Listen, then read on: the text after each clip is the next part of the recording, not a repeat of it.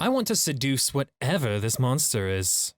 Welcome to the Twisted Pint Tavern. Today we're visiting r/D&D to check out the answers to tell me your favorite or least favorite D&D cliches. We'll also include some replies from our Discord server, but more on that later. Edgy Rogues, or edgy characters in general, both my favorite and least favorite trope. On the one hand, dark characters can be really interesting and have good stories. On the other hand, when those characters start whining for attention because they've gone through so much worse and suffered so much more than everyone else, it gets annoying. I feel like this falls into the meme of Katara from Avatar of like everyone's going through so much crap and she's like, my mom's gone. It's like, yes, we know, it's part of your backstory. We're fighting the Fire Nation, get it together. Starting at a tavern. Are you saying this is your favorite or least favorite cliche? Because if it's your least favorite, I got some words for you, bud. But you know what? We'll do you one better. Starting your game at the Twisted Pint Tavern brings you so many advantages in your campaign, with dedicated menus to kill off your hunger, or with our magic drinks that absolutely make you 20% more likely to persuade your enemies. Join us at the Twisted Pint Tavern now by clicking the link in the description and joining our Discord server. Oh, what was that? I feel like I just got possessed by the concept of advertising. Anyway, dead parents or family, it's so overused. I mean, okay, yes, I get it that this is a very common trope for characters. My family's dead, so I'm out adventuring. But, I mean, I think it was in an XP to level 3 video that I saw him have a really good take on this. Cause why else would you be out adventuring? Clearly there's a bunch of other reasons you could be out and about. But like the most likely one is gonna be that you don't have anyone to stay home for, your family's dead. I mean, if you're living a peaceful, happy life and nothing's going wrong for you, then why are you out adventuring most of the time? Clearly there are some other cases, but if everything in your life is going well and there's no tension there, then most people wouldn't leave that. Now, if your family was in danger from a massive threat and you're like a retired soldier who has to pick his sword up again to go defend his homeland and his family, that right there, that's a good story, a good reason to be out there with your family still alive. But it's just a lot more common that people are out doing these chaotic things because they don't have someone waiting for them. Oversexed bards, frail wizards, mimics, seriously, aside from gelatinous cubes, are the most meta monster ever, a statue/fountain in the middle of the room, asking the party to decide which side they go past, dragon in a dungeon, some large monster that lives in the lower levels of a dungeon, but obviously has no way to get in or out, no food source, etc., evil bad guy who's a strange mix, vampire gnome or turtle lich, meeting a stranger in a tavern who gives them a quest, and the one good example from an evil race. Alright, we've got a few here to dissect. Oversexed bards? Absolutely. If you want to play a horn dog of a bard, be my guest, but please don't assume that every bard needs to be that way. Frail wizards? Okay, this comes from older editions, because in 2nd edition, the wizard's hit die was a d4. Wizards were just frail, that's just a fact. Now mimics. Don't you attack my mimics, okay? I love my mimics. Do I put them everywhere? No, absolutely, because then the party would get too suspicious and they'd suspect everything. But they can be a lot of fun to throw in every now and then. It's kind of like a, ha, gotcha! The others, yeah, those are kind of like questing cliches, but I mean, they're cliches for a reason. People like them, they're fun.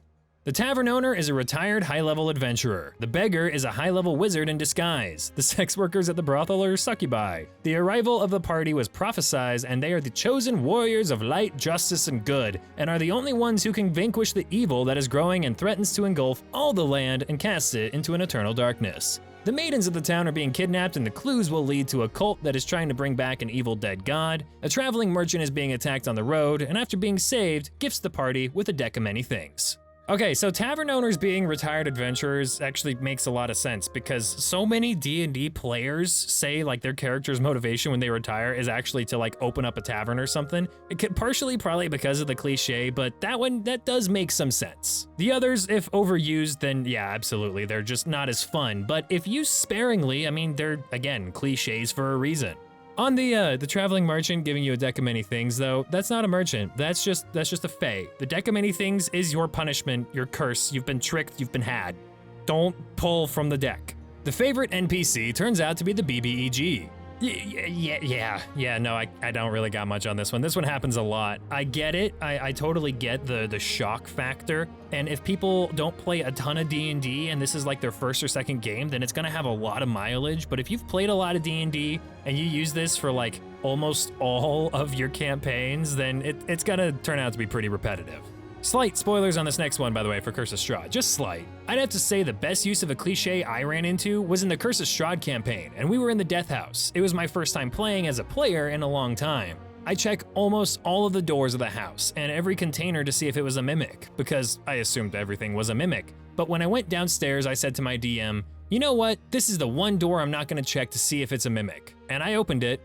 Needless to say, it was a mimic and I almost died. You know, everything's a mimic until proven otherwise, right? It's like Schrodinger's mimic. You don't know that it's a mimic until you know it's not a mimic, and you have to do something to prove that. So if you're gonna commit to testing everything, just test everything, because you know the one time you don't test it, Schrodinger's mimic is literally gonna bite you in the ass.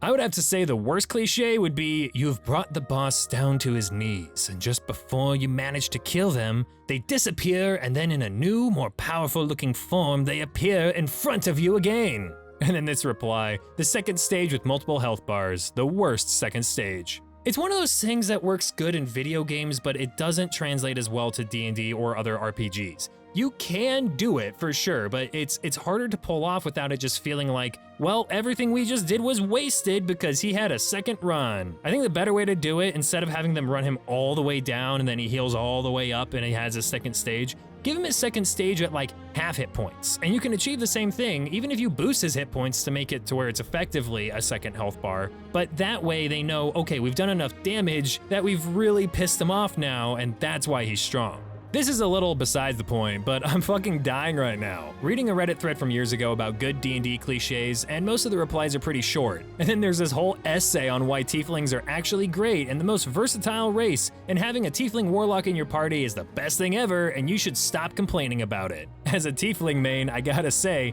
where's the lie? I mean, Tiefling Warlocks are common because they work. The race and class play really well into each other, and it's easy to roleplay and come up with a story because, again, Tiefling, demon-born dude, and Warlock. I don't really have a problem with this. I mean, it's in the same vein as people complaining about human fighters and they're so common and boring and blah blah blah. Why would you play a human? Because I want to play a human fighter sometimes, dude. I can make up a cool story and we can have fun with it. It ends there.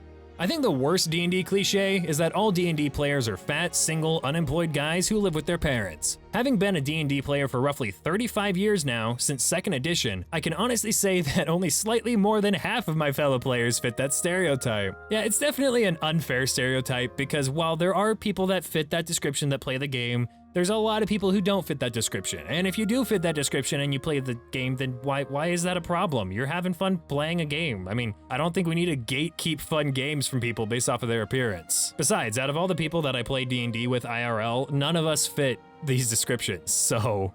That one friendly NPC who's personally killed by the big bad just to piss off the players. Oh, but you don't understand. That's how you get them invested. That's how you get the players angry.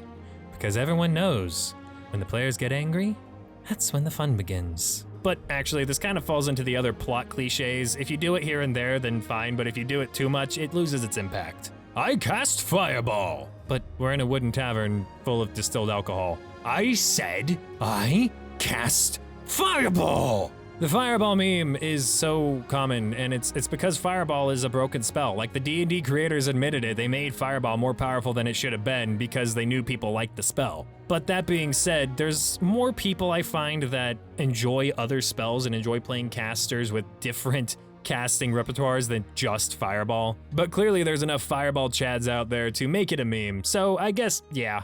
I want to seduce whatever this monster is. Or I have a split personality, which I can't control when it switches, and 90% of my other personalities are murder hobos. And do I have advantage? Do I have advantage is asked a lot because, to be honest, 5e kinda hands advantage out a bit too often. Like, it's just the thing. You want a bonus to your roll instead of asking, can I get like a +2 to this? People just ask for advantage. The corridor is dark, and I have Darkvision! That's great, good for you. You know, Darkvision doesn't just mean you can see perfectly. In full darkness with Darkvision, you still have disadvantage on perception checks and your range of vision is still limited. I know there's 1,000 videos out there talking about how Darkvision actually works, but people just like watch them and then choose to ignore them because it doesn't fit what they want Darkvision to be. You cannot see perfectly in pitch black darkness without any disadvantage to something. It doesn't work that way.